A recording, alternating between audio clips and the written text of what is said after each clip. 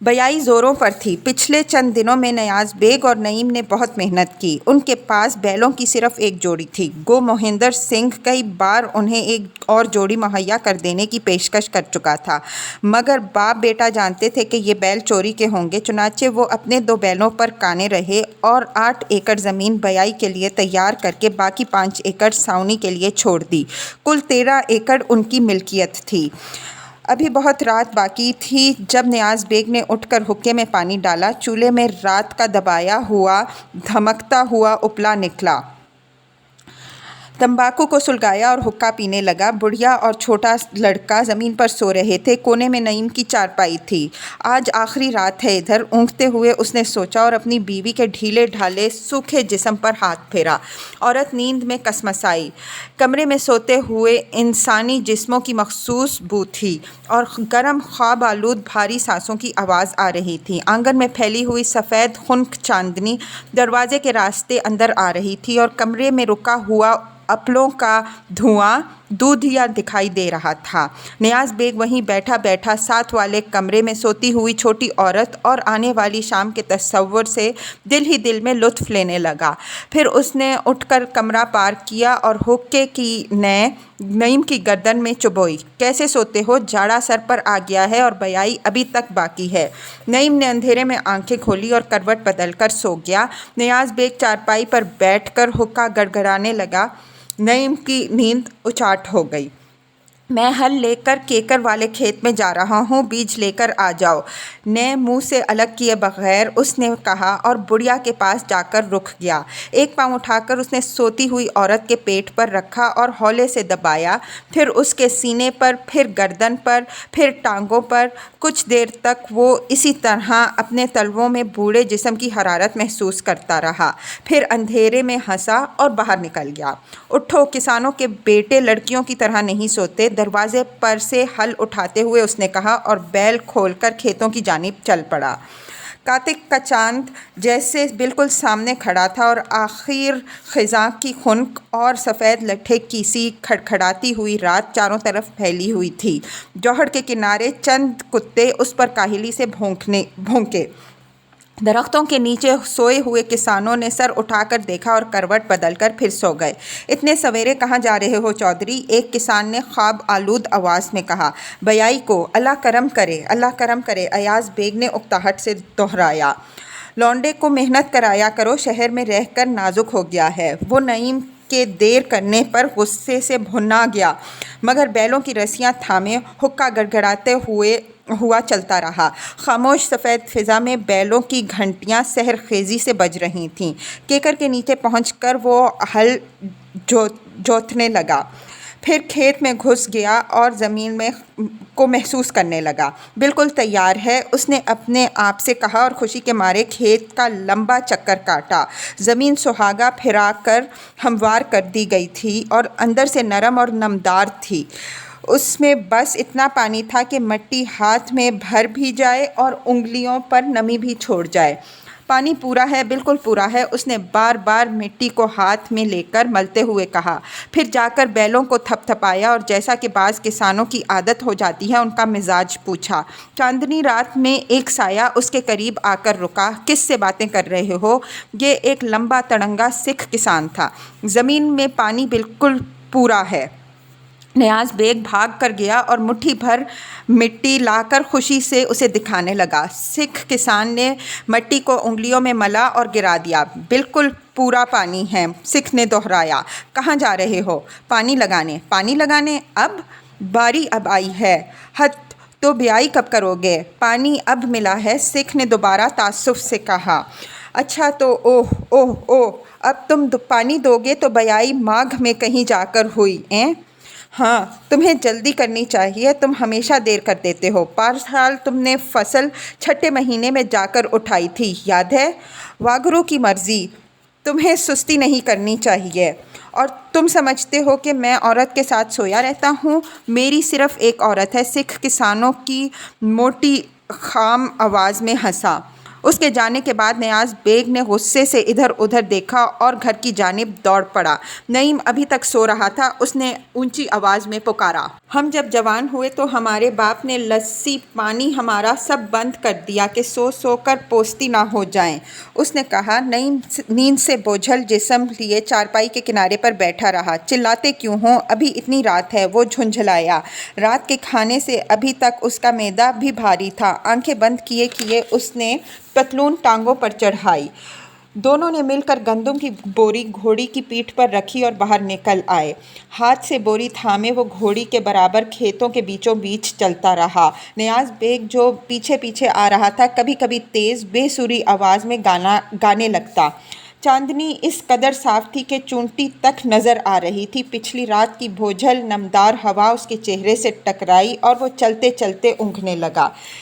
کیکر کے نیچے ایک گیدڑ منہ اٹھائے کھڑا غور سے بیلوں کو دیکھ رہا تھا۔ نیاز بیگ نے دور سے اسے دیکھ لیا۔ اس نے فوراً نعیم کو روکا، چکر کاٹ کر دبے پاؤں پیچھے سے گیا، قریب جا کر گھٹنوں کے بل ہو گیا، پھر لیٹ گیا اور آہستہ آہستہ رینگنے لگا۔ گیدڑ آہٹ پا کر چونکا اور بھاگ گیا۔ نیاز بیگ نے گالی دی، لالو کی گھوڑی پالے سے جڑ گئی ہے، اس کے لیے چاہیے تھا۔ گیدڑ؟ نعیم نے پوچھا۔ ہاں، اس کا گوشت گرم ہوتا ہے۔ بوری اتروا کر وہ فوراً کھیت میں گھس گیا۔ آؤ میرے ساتھ۔ دوسرے چکر پر گزرتے ہوئے وہ پکارا۔ دیکھو یہ ہل پھیرنے سے مختلف ہوتا ہے، اس میں تم ہتھی پر بوجھ نہیں ڈالو گے، صرف نالی کو زمین میں ڈبوئے رکھنا ہے۔ لو کرو اور بیج نالی میں ڈالے جاؤ، اسے نل بیائی کہتے ہیں۔ اس نے نالی نعیم کے حوالے کی، بیج کی جھولی اس کی پشت پر کس کر باندھی اور ساتھ ساتھ چلنے لگا۔ تیسرے چکر پر وہ کھیت سے باہر نکل آیا اور کیکر کے نیچے کھڑا ہو کر دیکھنے لگا۔ لکیر ٹیڑھی جا رہی ہے، وہ وہیں سے چیخا۔ نعیم الٹے سیدھے قدم رکھتا، نالی سے کشتی کرتا، زیر لب گالیاں دیتا ہوا بیلوں کے پیچھے پیچھے چلتا رہا۔ اس کا باپ پھر چلایا، اندھے ہو، بیج باہر گر رہا ہے۔ تمہاری نظر بڑی تیز ہے، نعیم نے جل کر کہا۔ چاند کی روشنی میں دانے دیکھتے ہو۔ وہ بے حد احتیاط کے ساتھ بیائی کر رہا تھا، لیکن تھوڑے تھوڑے وقفے پر اسے برابر ڈانٹ کھانی پڑ رہی تھی۔ لکیر سیدھی رکھنے کی کوشش میں بیج باہر گرنے لگتا اور اس کی طرف دھیان دیتا تو نالی باہر نکل جاتی۔ خنکی کے باوجود اس کے سارے جسم سے پسینہ نکل رہا تھا۔ نیلے کی دم مڑوڑ، اوپر والے کی دبتا ہے کمین کا بیل، کھانے کو تو 3 مرلے بھی کھا جاتا ہے، اس کا باپ چیخا۔ وہ بغیر سنے کام میں مصروف رہا۔ جب دوبارہ نیاز بیگ چلایا، نیلے کو چلاؤ، نیلے کو، تو اس نے جھنجھلا کر بیل روک دیے اور خالی جھولی پشت پر سے اتار کر اس کے پاس لا کر پھینکی۔ جب میں نے پہلے دن بیائی کی تھی تو 140 کیکر کی چھڑیاں مجھے پڑی تھیں، اتنے بیلوں کو نہیں ماری جتنی باپ نے مجھ کو ماری۔ ایاز بیگ نے جھولی بھر کر نعیم کی کمر پر کستے ہوئے کہا۔ تو تم اب بدلہ اتارنا چاہتے ہو؟ کام کرو، چلاؤ نہیں، سویرا ہونے والا ہے۔ دادا جب مرا تو تم چھوٹے سے تھے، مجھے پتا ہے۔ جرا مت کرو، سویرا ہونے والا ہے۔ صبح کا ستارہ تیزی سے چمکنے لگا، پھر دوسرے ستارے ایک ایک کر غائب ہونے لگے۔ اجالا پھیلا اور چاند سفید ہو گیا۔ سورج نکلنے تک نعیم کا جسم اتنا نہیں تھکا تھا جتنا اس کا مزاج نیاز بیگ کی جھک جھک سے بگڑ چکا تھا، مگر آخر اس نے بیائی کرنا سیکھ لی تھی۔ آخر کھیت اس نے مکمل صفائی سے بویا۔ 2 گھڑی دن گزر چکا تھا جب اس نے بیل کھولے، انہیں کیکر تلے باندھا اور لسی کا مٹکا اٹھا کر منہ سے لگایا۔ اس کی چھوٹی ماں آج اپنی باری پر چھاچھ اور روٹی لے کر آئی تھی۔ دسترخوان پر 2 باجرے کی روٹیاں پڑی تھیں، ایک پر مکھن چھپڑا تھا جسے اس کا باپ کھانے لگا۔ خشک روٹی اس کے حصے میں آئی۔ اس کی ماں بیٹھی چند ماہ کے بچے کو دودھ پلا رہی تھی۔ وہ معمولی شکل کی ایک سیدھی سادی عورت تھی اور اس کے سنبھلائے ہوئے چہرے پر کسان عورتوں کی عام جلدی بیماری کے سفید دھبے بھی تھے۔ ابھی 1/3 بیائی ہوئی ہے، نیاز بیگ نے کھاتے ہوئے کہا۔ باقی کل کریں گے۔ کل؟ پھر وہ طنز سے ہنسا۔ کلکتے میں بیائی پھاگن تک کرتے رہتے ہوں گے، آج شام تک بیائی ختم ہو جانی چاہیے، سنا؟ کل کیوں نہیں؟ نعیم نے غصے سے کہا۔ جو 2 سیر آج رات کو ہم بیج میں کھا لیں گے कल वो कहाँ से आएगा। खुशी से खाते रहे। उसके बाप के जबड़ों की आवाज़ दूर तक जा रही थी। कई किसान हल पकड़े हुए पास से गुजरे। सूरज ऊंचा हो गया था और धूप में सफ़ेदी और सख्ती आ चली थी। ताज़ा ताज़ा बिछाए हुए बीज पर कबूतरों के कौल आ रहे थे, जिन्हें नियाज़ बेग गालियाँ देता हुआ उड़ाता जा रहा था। नईम को भी मक्खन दो, औरत ने नियाज़ से कहा। हाँ हाँ, लो खाओ, आज तुमने मेहनत की है। नईम अपनी रोटी ख़त्म करके बाप की रोटी खाने लगा। मैं तो तुम्हें भी अली की तरह समझती हूँ, छोटी माँ ने उससे कहा। नईम ने खामोशी से खाना ख़त्म किया और लस्सी का कवाड़ा भर कर पिया। फिर वो सोए हुए बच्चे के गालों पर हाथ फेरने लगा। नियाज़ बेग ने बाकी लस्सी एक सांस में चढ़ाई और हुक्का गड़गड़ाने लगा। लो हुक्का पी लो, फिर तुम्हें काम करना है। मैं नहीं पीता, नईम ने ज़मीन पर लेटते हुए कहा। मुझसे अब बयाई नहीं होगी। नियाज़ बेग ने टेढ़ी नज़रों से उसे देखा, फिर गुस्सा दिखाने को हवा में बाजू फेंककर कबूतरों को गालियाँ देने लगा। जब सारा तंबाकू जल गया तो उठा, इसीलिए बयाई के दिनों में हमें मक्खन नहीं मिलता था। उसने अपने आप से बात की और झोली कमर पर लाद कर खेत में चला गया। धूप तेज़ हो गई थी। केकर के नीचे ज़मीन बैक वक्त नीम गरम, ठंडी और नमदार थी। नईम को छाछ और बाजरे की खुमारी चढ़ने लगी। तुम्हारी माँ समझती है मैं तुम्हारी दुश्मन हूँ, छोटी माँ ने बात शुरू की। अब एली हो गया है तो मेरा क्या कसूर है? वो कहती है मैंने टोना किया है। नईम बच्चे के जिस्म पर हाथ फेरता रहा। वो छोटा सा सेहतमंद गंदमी रंग का बच्चा था और उसके सोते हुए मुंह से दूध की बू आ रही थी। हाँ, तुम्हें लड़ना नहीं चाहिए, मैंने माँ से भी कहा था, उसने कहा। बच्चे की पक्की हुई फसल की तरह सुनहरी जिल्द को थपकते हुए उसे बहुत प्यार आया। लेटे लेटे मुंह आगे बढ़ाकर उसने इसे प्यार किया। वो पहली दफ़ा इस बच्चे को प्यार कर रहा था और शायद पहली बार इस अजनबी दुश्मन औरत से मुखातिब था। आज मैंने 3 खेत बयाई की है। अली को खूब दूध पिलाओ, फिर हम मुकाबले पर हल चलाया करेंगे और बाप यहाँ बैठकर गालियाँ दिया करेगा। लड़का हिला और आंखें बंद किए किए रोने लगा। माँ ने गिरेबान खोलकर बड़ी सी गंदमी दूध से भरी हुई छाती उसके मुंह में दे दी। तुम भी मेरे बेटे हो, अली भी, तुम दोनों का खून एक है। नईम बच्चे का पाँव दांतों में लेकर दबा रहा था। औरत ने पहली बार गौर से उस जवान अजनबी आदमी की तरफ देखा और रोने लगी। 12 साल तक हम बहनों की तरह रहीं। मेरे बाप ने जब मेरे पहला खावंद मर गया तो मुझे यहाँ दे दिया। मुझे आए हुए 20 दिन हुए थे कि तुम्हारा बाप चला गया।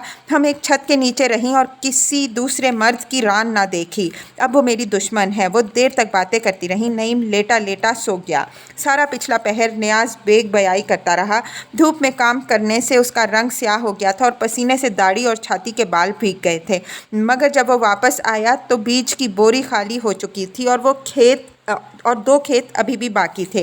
वो थकी हुई आवाज़ में बोला, उधार लेना पड़ेगा, बैलों को घर ले जाओ। जागीरदार का मुंशी जो हवेली के एक हिस्से में रहता था, उधेड़ उम्र, मोटा, ताज़ा, सुर्ख रंगत का आदमी था और आंखों पर चश्मा लगाता था, जिससे उसकी हैसियत गांव में यूं भी मुसल्लम हो जाती थी। जब ये बाप बेटा नहा धोकर उसके पास पहुँचे तो वो दूर से देख कर पुकारा, आओ चौधरी, कैसी गुजार रहे हो कर्ज़ के बग़ैर? हाँ, कर्ज़ के बग़ैर, नियाज़ बेग ने उसके पास दीवान पर बैठते हुए कहा। पर अब नहीं, जान मांग लो चौधरी, पर बीज ना मांगो, एक दाना जो हो भाई, कसम है, कसम ना खा गुनाहगार, रुक जा, मैं एक कदम बेबोई ज़मीन के लिए जान दे दूँगा, तुम जानते हो कमीन। वो हंसा। मुंशी ने ज़ोर से उसकी पीठ पर हाथ मारा और गाली दी। फिर वो खुसर फुसर करने लगे। 1-10, बस ज़्यादा मत बको, 1-10 ठीक है, नियाज़ बेग ने कहा। मैं तेरी दाढ़ी का एक बाल ना छोड़ूंगा, याद रख। मुंशी हंसा। 1-12, बस 1-10, नियाज़ बेग उठ खड़ा हुआ। 1-12, मुंशी ने दोहराया। नीचे बैठे हुए एक किसान को इशारा किया। अल्लाह करम करे। दोनों ने मुंशी को गोदाम से आधी बोरी गंदम की ली और उसे घोड़ी पर लाद कर वापस हुए। हमें अब 10 बोरियां देनी पड़ेंगी, नईम ने बोरी थाम कर चलते हुए पूछा। 5, ये आधी बोरी है। बहुत ज़्यादा है, तुम फसल में से क्यों नहीं रखते? इस दफ़ा तो बहुत था। वो रुका। एक मुँह और जो आ गया। کون؟ نعیم نے بے خیالی میں پوچھا۔ پھر دفتن وہ بے حد جھلا گیا۔ تو میں چلا جاؤں؟ نیاز بیگ چپ چاپ سر جھکائے چلتا رہا۔ بڑھتے ہوئے اندھیرے میں اس کے چوڑے جسم کا خفیف سا جھکاؤ اور ڈھلکے ہوئے کندھے ایک سن رسیدہ دیو کے معلوم ہو رہے تھے۔ اس کے بھاری قدموں کی مستقل مسلسل آواز گلی میں اٹھ رہی تھی۔ بے کواڑ کے دروازوں کے سامنے سے گزرتے ہوئے انہیں عورتیں اور مرد چولہوں کے گرد بیٹھے کھاتے ہوئے دکھائی دیے۔ اپلوں کا تیز گھنا دھواں گلی کو لپیٹ میں لیے تھا۔ وہ بار بار آنکھیں پوچھ رہے تھے۔ پھر اس نے سر اٹھایا اور جب وہ بولا تو اس کی آواز بھاری کرخت آواز میں کسانوں کے خام جذبات کی نرمی اور کپکپاہٹ تھی۔ نہیں، تم ابھی اپنا ہی خون اور گوشت ہو، پر تمہیں کام کرنا چاہیے۔ جاڑوں کی ایک شام کو مہندر سنگھ کے گھر چند لوگ جمع ہوئے۔ مجمع زیادہ تر گاؤں کے نوجوانوں پر مشتمل تھا جو اس کے بھائیوں کے دوست تھے اور مختلف ٹولیوں میں بیٹھے تھے۔ ہر ٹولی کا سرغنہ مہندر سنگھ کا ایک بھائی تھا جو اپنے دوستوں کے حلقے میں بیٹھا ڈینگے مار رہا تھا اور بڑی انکساری کے ساتھ دودھ کا گلاس پیش کرتا جا رہا تھا۔ سب نوجوان نہا دھو کر، کھیتوں کی مٹی اتار کر، آنکھوں میں سرما اور سر میں تیل ڈال کر آئے تھے۔ انہوں نے اپنے اپنے بہترین بھڑکیلے لباس اور رنگے ہوئے کچے چمڑے کی جوتیاں پہن رکھی تھیں۔ سکھوں کا گھر گاؤں سے باہر جوہڑ کے کنارے پر تھا۔ دالان میں جہاں لوگ جمع تھے چند چارپائیاں پڑی تھیں اور دیوار کے ساتھ 2 لالٹینیں لٹک رہی تھیں۔ کچھ لوگ چارپائیوں پر بیٹھے تھے، باقی چٹائیوں پر جو نیچے بچھی ہوئی تھیں۔ کمرہ دھوئیں، مٹی کے تیل کی بو، کہکہوں اور باتوں کے شور سے بھرا ہوا تھا۔ مہندر سنگھ کا بڑا بھائی اس رات کا دولہا تھا۔ اس نے سفید ریشم کا لباس پہن رکھا تھا اور سر ننگا تھا۔ کڑاکے کا جاڑا پڑ رہا تھا، لیکن اپنے اپنے لباس دکھانے کے شوق میں سب نوجوانوں نے لوئیاں اور کمبل اتار کر کونے میں ڈھیر کر دیے تھے اور اب کچے دودھ کے نشے میں کہکہے لگا رہے تھے۔ میری گندم میں تو گھٹنے نظر نہیں آتے مہندرو، فقیر دین نے، جو منشی کا خاص جانثار تھا، گنجی آنکھیں جھپکتے ہوئے کہا۔ ہاں بے، تمہاری فصل میں تو منشی اور اس کی بیوی نے ایک ایک پودے پر پیشاب کیا ہے۔ کل کو تمہارا پسینہ بھی نظر نہ آئے گا، مہندر سنگھ نے کہا، جو اکیلا اکیلا پھر رہا تھا۔ مہندر سنگھ کو مہمانوں کی دیکھ بھال کے سلسلے میں بار بار جانا پڑ رہا تھا، لیکن کیکر کی شراب کے نشے میں اسے سردی کا احساس نہ تھا اور وہ تیز ہوا میں خالی قمیض پھڑپھڑاتا ہوا اندر باہر پھر رہا تھا۔ ساتھ والے کمرے میں جہاں بھوسا بھرا تھا، خالی جگہ پر چٹائی بچھا کر شراب کی مٹکی دھری تھی اور پسینے والے کسان ارد گرد بیٹھے باتیں کر رہے تھے۔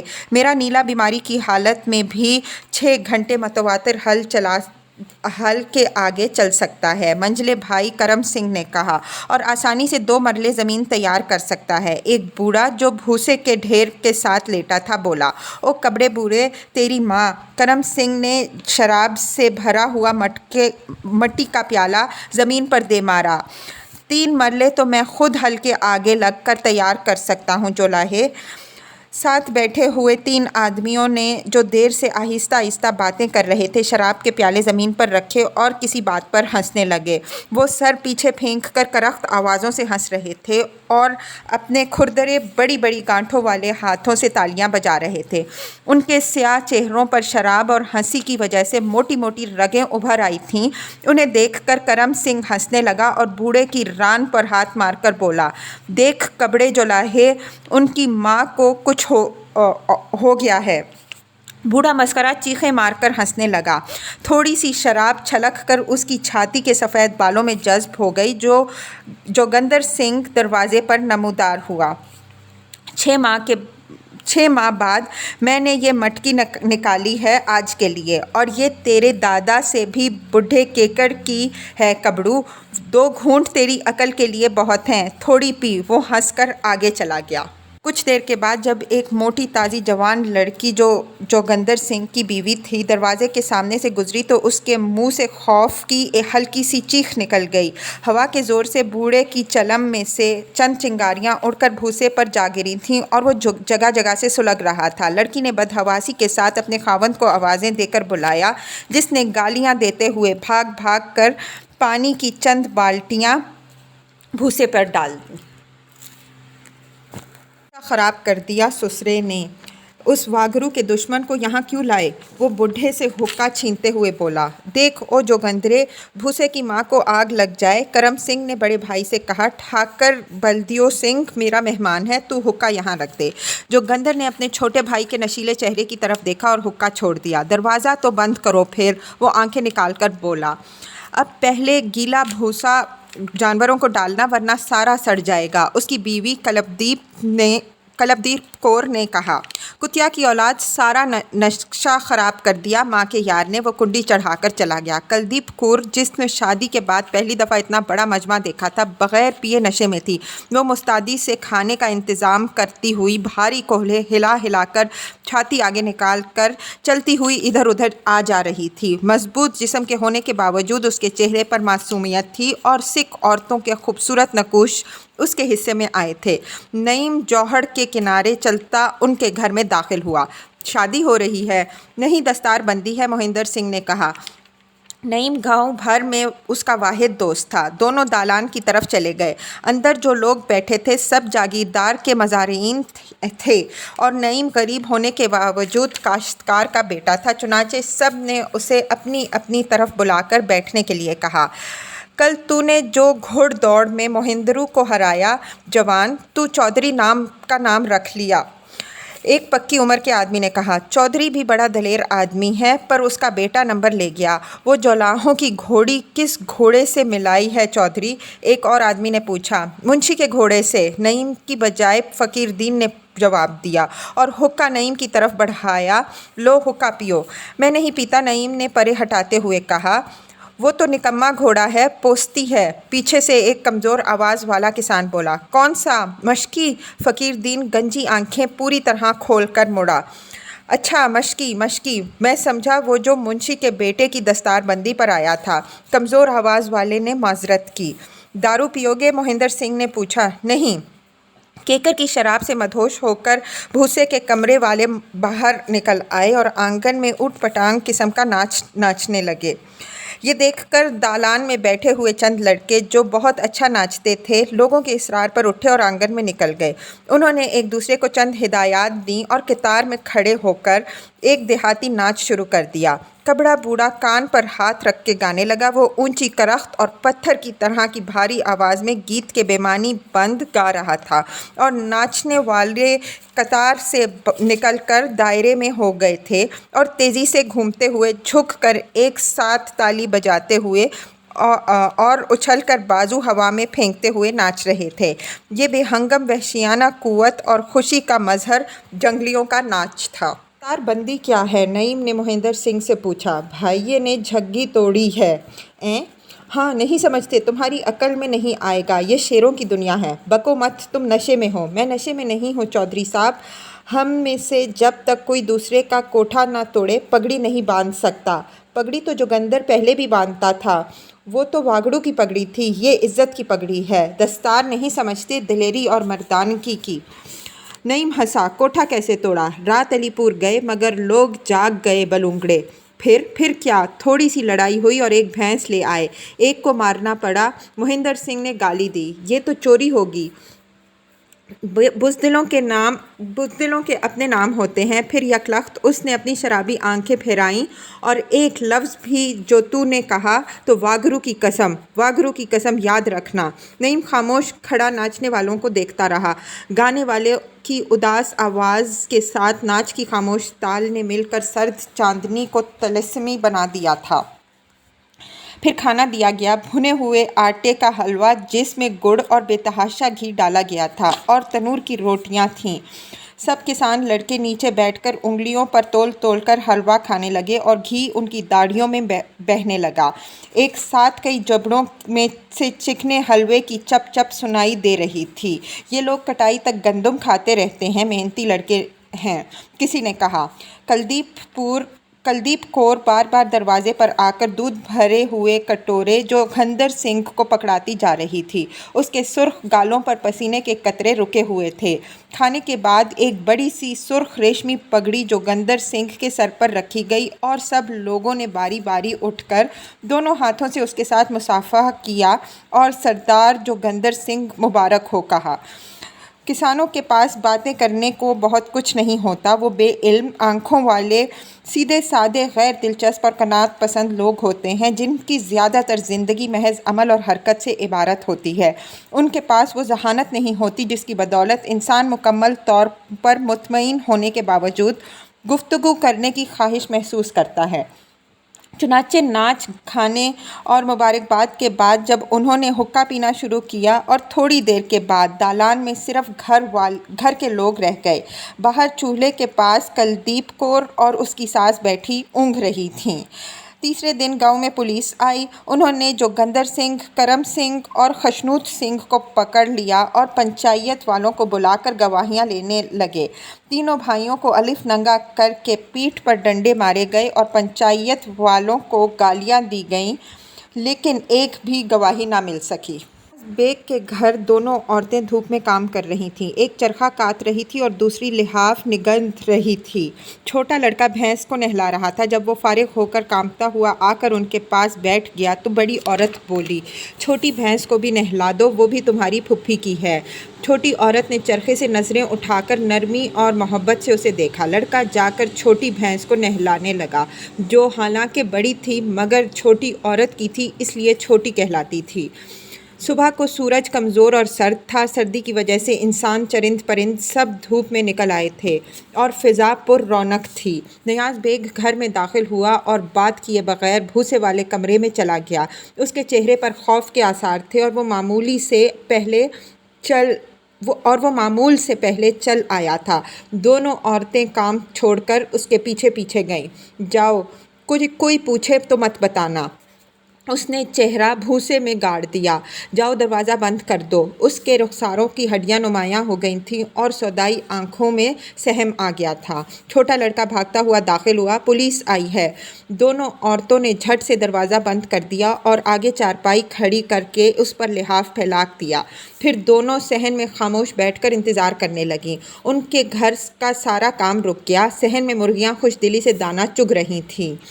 نعیم نے کھیتوں کی طرف سے لوٹتے ہوئے مہندر سنگھ کو دیکھا جو فصل کی اوٹ میں کسی شے پر کود رہا تھا۔ جب وہ فصل سے باہر آیا تو اس نے دیکھا کہ مہندر سنگھ ایک بھینس کے ساتھ کشتی لڑ رہا ہے۔ وہ ہنسا۔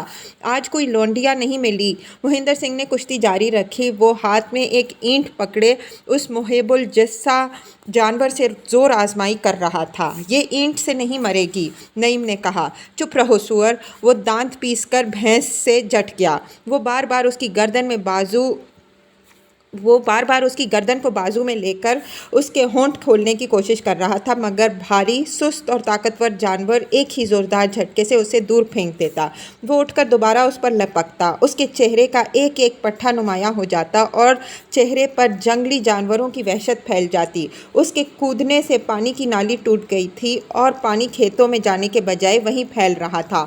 آخر مہندر سنگھ اپنی کوشش میں کامیاب ہو گیا اور بھینس کا منہ کھول کر اینٹ کی ایک زوردار ضرب سے اس کا دانت آدھا توڑ دیا اور چھلانگ لگا کر دور جا گرا۔ پاگل ہو گئے ہو؟ تمہارے باپ ادھر آ رہے ہیں، مہندر سنگھ گاؤں کی طرف اشارہ کر کے بولا۔ کون؟ وہ صرف موٹی موٹی گالیاں دیتا رہا۔ ساری بھٹی میں سے ڈھونڈ کر یہ کھنکر نکالا، لوہے سے زیادہ مضبوط ہے۔ اس نے اینٹ کو کھڑی فصل میں پھینک دیا۔ اسی وقت فصل کے پیچھے سے دو سپاہی نمودار ہوئے۔ ان کے ہاتھوں میں ڈنڈے تھے۔ آتے ہی انہوں نے بھینس کو کھولا اور مہندر سنگھ اور نعیم کو ڈنڈے مارتے ہوئے آگے لگا کر لے گئے۔ جوہر کے کنارے سکھوں کے سارے مویشی جمع تھے اور تینوں بھائی اوندھے لیٹے جوتے کھا رہے تھے۔ اس قافلے کو آتے دیکھ کر تھانے دار کے پاس سے ایک سان اٹھ کر بھاگا۔ یہ میری بھینس ہے، میری بھینس یہی ہے، انہوں نے ہی میرے نوکر کو مارا ہے، میری بھینس قاتلوں، چوروں، سکھوں۔ مہندر سنگھ بھاگ کر بھینس کے قریب جا کھڑا ہوا۔ خبردار، تیری ماں کی زبان کھینچ لوں گا۔ یہ دیکھ، یہ تیری ماں بوڑی میں نے منڈی سے خریدی تھی پوسٹ میں۔ تیری بھینس بوڑی تھی؟ اس نے ہونٹ اٹھا کر بھینس کا ٹوٹا ہوا دانت دکھایا۔ یہ بدماشی ہے صاف، کسان چلایا۔ ابھی اسے چھوڑ دو تو سیدھی میرے ڈیرے پر جائے گی، ابھی۔ اور یہ میرا بیل لنڈا۔ مہندر سنگھ نے دم کٹے بیل کی ذرا سی دم ہوا میں اٹھا کر سب کو دکھائی۔ پھر وہ بھاگ بھاگ کر سب مویشیوں کی خصوصیات بیان کرنے لگا۔ اور یہ میرا بیل کانا، اور یہ لیری مشکی، اور یہ گائے چوگان، اور یہ میری جھوٹی۔ جب وہ تھانے دار کے قریب سے گزرا تو اس نے گھما کر ڈنڈا مہندر سنگھ کے کندھوں کے بیچ میں مارا۔ لٹا دو اسے۔ سپاہیوں نے اسے ننگا کر کے اوندھے منہ لٹایا اور ڈنڈے مارنے لگے۔ دوسرے بھائیوں کے برعکس جو خاموش تھے یا آہستہ آہستہ کراہ رہے تھے، اس نے شور مچانا شروع کر دیا۔ پھر چند منٹ کے بعد سپاہی مارتے مارتے رک کر پوچھتے تو جواب گالیوں میں ملتا۔ اسے دھونی دو، تھانے دار گرجا۔ انہوں نے درخت کی ٹہنی سے اس کے پاؤں باندھ کر الٹا لٹکا دیا، پھر سرخ مرچ کو آگ دکھا کر اس کے ناک کے قریب لے گئے۔ میں بتاتا ہوں، مجھے کھولو، وہ گھبرا کر چلایا۔ جب انہوں نے دھواں پرے کیا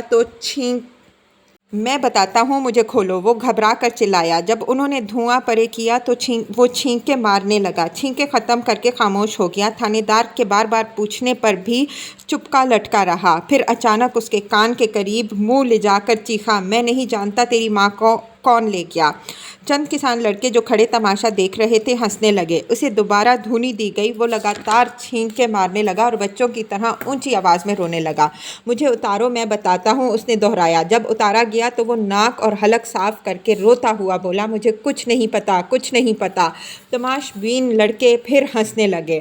تھوڑا سا دارو پی لو، دھونی کچھ نہ کہے گی، ایک نے کہا۔ مہندر سنگھ نے پلٹ کر اسے گالی دی۔ اسے پھر دھونی دی گئی اور وہ چلاتا چلاتا بے ہوش ہو گیا۔ شام کے وقت پولیس کوئی ثبوت برآمد کیے بغیر واپس چلی گئی۔ رات کو کچھ لوگ مزاج پرسی کی خاطر سکھوں کے ڈیرے پر گئے۔ کرم سنگھ کے دوستوں نے اس کی زخمی پیٹھ پر تیل کی پٹیاں رکھنی شروع کر دیں۔ باقی آس پاس بیٹھ کر حقہ پینے اور گپے مارنے لگے۔ کلدیپ کور دالان کے کونے میں دہکتے ہوئے اپلے پر تیل اور لونگ کڑکڑا رہی تھی۔ عورت کی عورت! جوگندر سنگھ داخل ہوا اور بیوی کے پاس جا کر بیٹھ گیا۔ ہمیں مار نہیں پڑی، تو جو بچہ جننے والی کی طرح ٹانگیں پھیلا کر لیٹ گیا ہے۔ ایک کسان نے ابلتے ہوئے تیل میں بھگو کر سوت کی پٹی جو کرم سنگھ کی پیٹھ پر رکھی تو وہ بلبلا اٹھا اور پٹی دیوار پر کھینچ کر ماری۔ لے جا اسے ماں کے پاس، میں نہیں لگواتا، وہ بیٹھ کر کراہنے لگا۔ عورت کی عورت! جوگندر سنگھ نے دہرایا۔ سور! کرم سنگھ نے دانت پیسے۔ چند کسان ہنسنے لگے۔ چھریرے بدن کا ایک کسان گھٹنوں تک کیچڑ میں لتھڑا ہوا داخل ہوا اور دیوار کے ساتھ ٹیک لگا کر کھڑا ہو گیا۔ وہ لمبوترے سیاہ چہرے والا آدمی اور اس کے جسم پر صرف جانگھیا اور بنیان تھی۔ جوگندر سنگھ نے حیرت سے اسے دیکھا۔ واگھرو کی فتح! رام سنگھ کیسے آئے؟ جواب دینے کے بجائے رام سنگھ دیوار کے ساتھ گھسیٹ کر بیٹھ گیا۔ جوگندر سنگھ اٹھ کر اس کے قریب گیا اور دونوں سرگوشیوں میں باتیں کرنے لگے۔ یکبارگی جوگندر سنگھ کے چہرے پر غصے کے آثار پیدا ہوئے اور وہ مٹھیاں بھینچ کر بولا، کب؟ کل آدھی رات۔ رام سنگھ نے کہا۔ مہندر سنگھ نعیم کے پاس سے اور کرم سنگھ چارپائی سے اٹھ کر ان سے جا ملے اور آہستہ آہستہ باتیں کرنے لگے۔ سب کے رنگ سفید اور آنکھیں سرخ ہو گئیں۔ مزاج پرسی کے لیے آئے ہوئے کسانوں نے اپنے اپنے حقے اٹھائے اور رخصت ہونے لگے۔ آج رات کو؟ آج ہی! جوگندر سنگھ نے کھڑے ہو کر گالی دی اور اعصابی انگلیوں سے پگڑی ٹھیک کرتا ہوا باہر نکل گیا۔ کیا ہوا؟ نعیم نے وہیں بیٹھے بیٹھے مہندر سنگھ سے پوچھا۔ قتل ہو گیا۔ کون؟ ہمارا بھائی چچیرا۔ کیوں؟ پانی لگا رہا تھا۔ پھر؟ زیادہ باتیں مت کرو، ہم آج ان کا صفایا کر دیں گے۔ کیسے؟ جیسے انہوں نے کیا، سمجھتے نہیں ہو؟ یہ تو مشکل ہے۔ نہیں مشکل ہے؟ مہندر سنگھ شرابی آواز میں چیخا، پھر چھاتی پر ہاتھ پھیرتا ہوا بولا، چلو گے؟ ہم اپنے دوستوں کے ساتھ ان کا بدلہ لینے جایا کرتے ہیں، بزدل۔ بکو مت، میں تمہارے ساتھ جاؤں گا، نعیم نے کہا اور باہر نکل گیا۔ رکھوالی کے لیے فصل میں سونے کی آج اس کی باری تھی۔ وہ شیشم کے پیڑ پر مچان میں دبکا ہوا لحاف کے اندر گھٹنے سینے سے لگائے سو رہا تھا کہ ایک جھٹکے سے اٹھ کر بیٹھ گیا۔ ایک سایہ نیچے کھڑا اس کی پسلی میں بلم کی نوک چبو رہا تھا۔ کیا ہے؟ اس نے پوچھا۔ ہم جا رہے ہیں۔ وہ نیچے اتر آیا۔ تمہارے پاس کچھ ہے؟ نہیں۔ آؤ، ہمارے پاس سب کچھ ہے، مہندر سنگھ نے ایک بھاری آواز میں کہا۔ کیکر کی شراب کی تیز بو جو نعیم کی ناک میں گھسی۔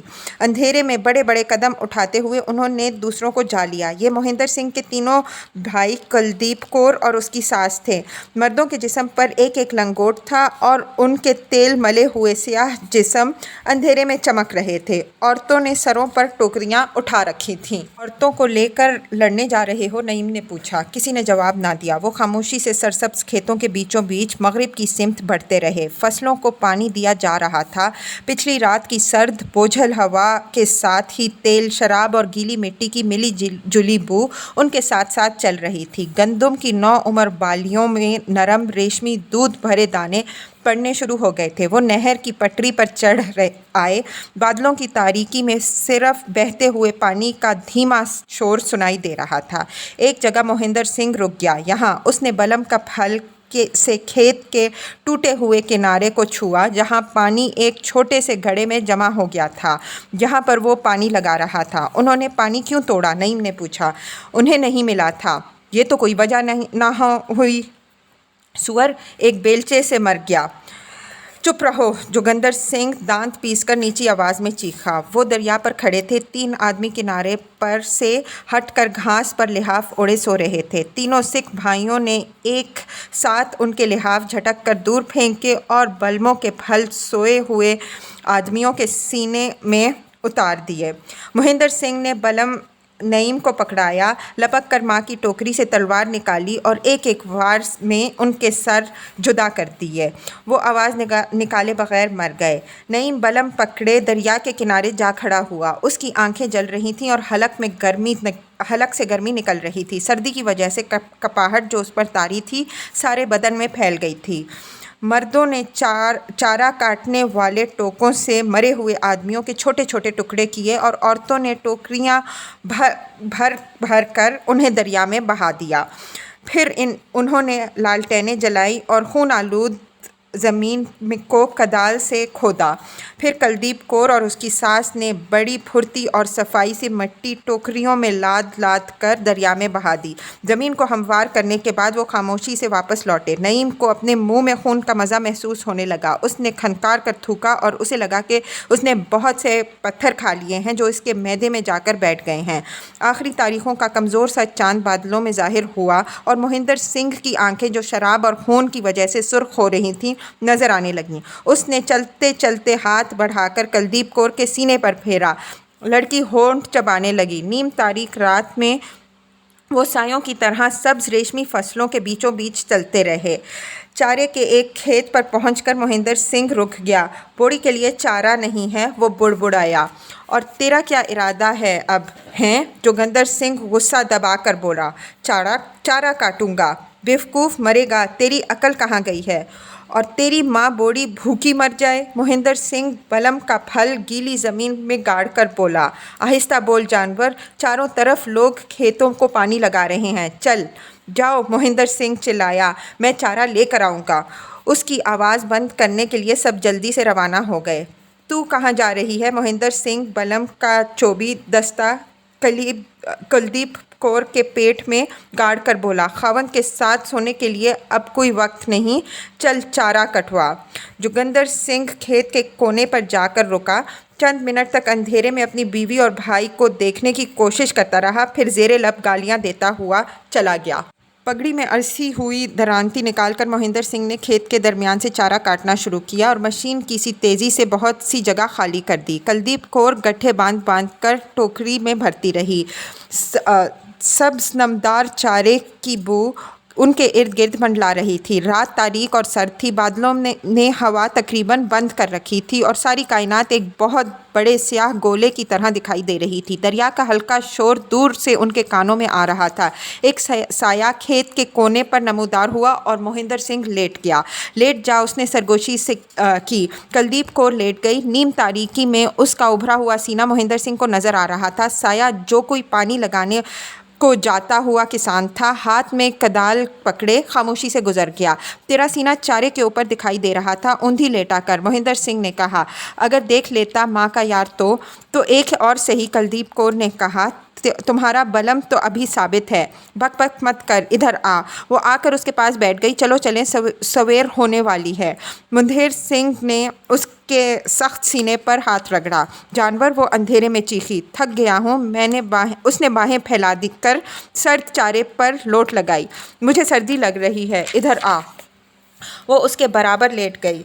अब भी सर्दी लगती है? मोहिंदर सिंह ने उसे कसकर अपने साथ लिपटाते हुए कहा। बता, अब भी लगती है। नहाते नहीं हो? नहीं। तुम्हारे सर से बू आ रही है। हरामजादी, मत दबा।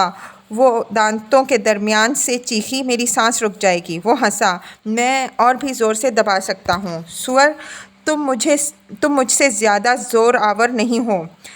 میں سب سے زیادہ زور آور ہوں۔ وہ ہنسا اور ٹانگیں اس کی ٹانگوں میں پھنسا کر چارے پر لوٹنے لگا۔ ایک دوسرے سے جڑے دونوں دور تک لوٹتے ہوئے چلے گئے۔ نرم سبز چارہ ان کے نیچے دبتا اور سر اٹھاتا رہا۔ جانور بیل کی اولاد، چھوڑ مجھے، وہ رک رک کر بولی۔ میں سب سے زیادہ طاقتور ہوں۔ جوگندر تم سے زیادہ زور آور ہے۔ تیری ماں کا یار وہ مجھ سے زیادہ طاقتور ہے۔ اس نے آج سب کاٹے ہیں۔ حرام زادی، اس کی گرفت ڈھیلی پڑ گئی۔ غلط ہے یہ، سورنی تیرے باپ تھے جو ان کا رونا روتی۔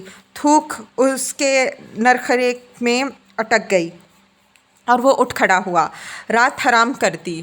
اس نے بلم اٹھا کر چارے کے ڈھیر پر مارا، پھر دوسری طرف نکل گیا۔ کلدیپ کور نے بال سمیٹ کر جوڑا بنایا، بلم نکال کر اسے پکڑایا اور ٹوکری اٹھا کر اس کے پیچھے پیچھے چلنے لگی۔ کافی دیر تک خاموشی سے چلتے رہنے کے بعد مہندر سنگھ نے اونچی آواز میں گانا شروع کر دیا۔ کوئی سن لے گا، کلدیپ کور نے کہا۔ وہ گاتا رہا۔ جب وہ گھر میں داخل ہوئے تو صبح کا ستارہ منڈیر کے پاس چمک رہا تھا اور اس کی ساس لکڑی کی بالٹی اٹھائے گائے دھونے کے لیے جا رہی تھی۔ اتنی دیر لگا دی، اپنے بیٹوں کو تھوڑا دیا کر کھانے کو، کتے کی طرح ہر وقت تنگ کرتے ہیں، اس نے کہا اور سیدھی کاٹ پر چلی گئی۔